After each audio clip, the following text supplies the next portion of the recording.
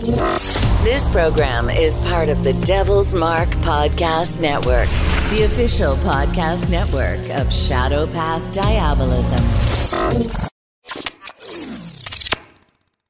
This is the Dark Illumination Report podcast for Thursday, September 17th, 2020. And on today's episode, I'm going to be continuing on with my discussion about how to get started in Shadow Path Diabolism.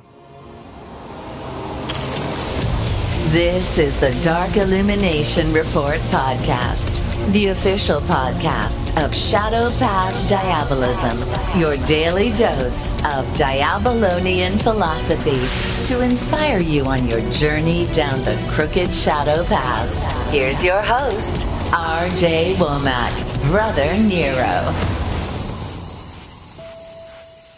Now, the first thing I want to talk about today, by the way, hello, everybody. I'm R.J. Womack, a.k.a. Brother Nero, and this is the Dark Illumination Report podcast, the podcast where we promote the religious worship of Satan and demons as a serious faith and way of life. And we also try to do our best to help our fellow Diabolists on their journey down the crooked shadow path. Now, on today's episode, I'm going to be talking about what I think is critically important, and that is the first thing you have to do in order to be successful at this religion, besides connecting with Satan and doing your daily prayer and doing regular offerings, is you have to really disconnect and deprogram yourself from the Christian mindset. And in some cases, depending on your background, you may have to deprogram yourself from the Western occultism mindset as well. It might be just as equally as damaging for you as Christianity has been, depending on what your background is and what organizations you've been involved with. But the most important thing, I think, to help people deprogram themselves is to realize that Christianity has not always been here. You know, we all know that Christianity is not that old. It's old in terms of the human perception of time, but it's not old in the grand scheme of things. There are religions that are much older and have been around a lot longer. And I think what people tend to forget, because the Christians are so good at selling this idea, is that society has changed. Our politics have changed. Our morals have changed.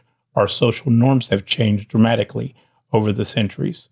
And what we think is normal, or what we think has always been, is relatively new in the grand scheme of things. So I think it's very important to go back and study ancient cultures like the Greeks, the Romans, the Egyptians, the Mesopotamians, and stuff like that, and understand that the way we think the world is not the way it's always been.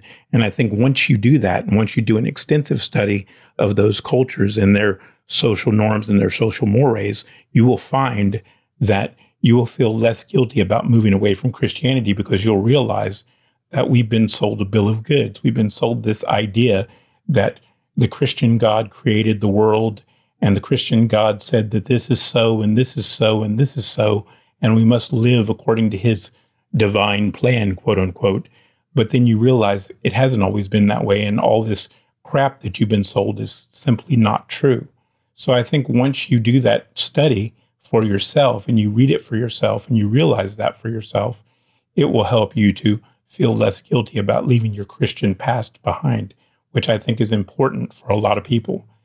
I would also say that if you feel the need to blaspheme and you feel the need to do rituals against the Christian God to release yourself from your Christian past, I would highly recommend that you do that. But just do me a favor and don't become obsessed with blasphemy, because what happens with a lot of young Diabolists, a lot of young Satanists, a lot of demonolators is they get obsessed with the idea of blasphemy, but then they don't evolve, they don't grow spiritually, and their religion becomes about blasphemy, and that's all it's about. It's not about personal growth. It's not about personal development. It's not about becoming a better person. It's just simply about rebelling against the Christian God. And it just gets old after a while, you know, especially if you're somebody that has to deal with them and has to counsel them and help them, because their mindset is so primitive and so simple that you almost have to swallow your tongue to kind of keep from saying what you really want to say, which is, dude, grow up, you know? But don't be like that. I mean, Satan deserves more than that. He deserves more respect than that.